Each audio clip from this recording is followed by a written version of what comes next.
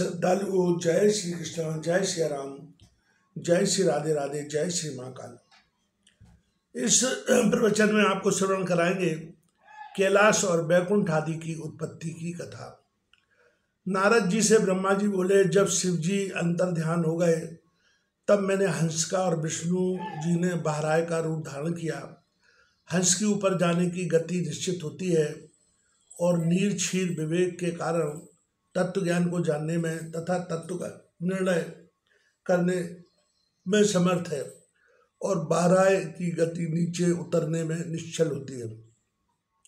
इसी रूप द्वारा विष्णु ने बहराय कल्प रचना चाहा था, उसी दिन से बहराय कल्प कहलाया। शिव जी का ध्यान कर मैंने सृष्टि की रचना प्रारंभ की। प्रथम जल की उत्पत्ति की, उसमें से अंजलि भर जल से 24 तत्वों का एक अंड बनाया। वह अंड बृहत होता गया। उसके विराट हो जाने पर मैंने भगवान विष्णु का ध्यान किया।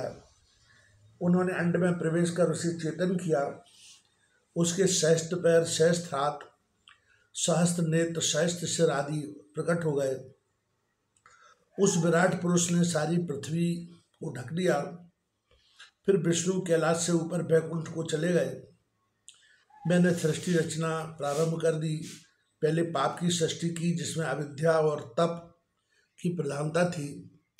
उसमें स्थावरों की रचना की। इसके बाद शिव जी का ध्यान करके तिरछे जीवों की रचना की। फिर सात्विकी देवताओं की रचना की।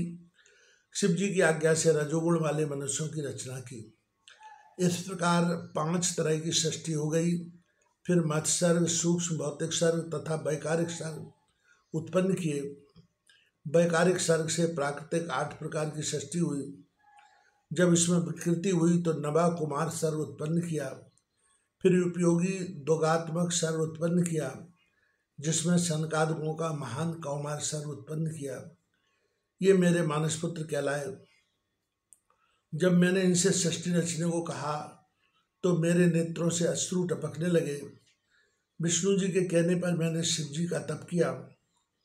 इससे मेरी भय और नाशिका के मध्य से विभूति तथा आर्द्रनारीश्वर शिव जी प्रकट हुए। उन्हें देखकर मैं प्रसन्न हो गया। मैं उनसे बोला, हे देव, आप जन्म मरण वाली प्रजा की सृष्टि कीजिए। परंतु शिव जी ने यह कार्य स्वयं न करके मुझे ही सौंप दिया। मुझे माया रहित होने का वरदान देकर अंतर ध्यान हो गया।